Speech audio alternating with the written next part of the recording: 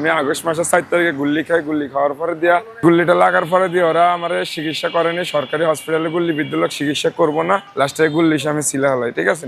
শিলা হলানোর পরে এখন আমার এটা বসে থাকলে অনেকক্ষণ ব্যথা করে, আবার উঠে যাওয়ার লাগে 5 মিনিট পর্যন্ত দাঁড়িয়ে থাকার লাগে আর কি। জি এই ফা নিয়ে আমি এখন দোকানটা করতেছি ভাই, কিছু করার নাই, তো এখন আমার ব্যবসা তো আমারে করতে হবে।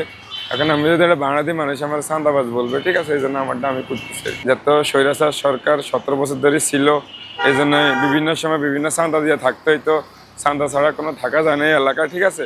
আমি চার দোকান করতাম, দিনে 50, রাইতে 50, সপ্তাহে ওদেরকে 250-300 টাকা দেওয়ার লাগতো, মাসে আবার 1500-2000 টাকা। এই জন্য বিভিন্নভাবে চাঁদা দিয়ে ব্যবসা বাণিজ্য করতে পারিনি। আমার এই সময় চার দোকান ছিল, ফ্যামিলি চালান যায়নি, আমি কিস্তি উঠে হোটেলটা দিছি, ঠিক আছে, অনেক টাকা ঋণ আছি।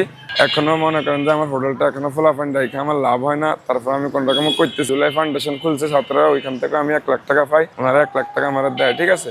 তখন আমার কিছু বেশি দানা ছিল, ওই দানাটা আমি হোস দিয়া এখন আপাতত আমি 2.5 লাখ টাকা মতো ঋণ আছি।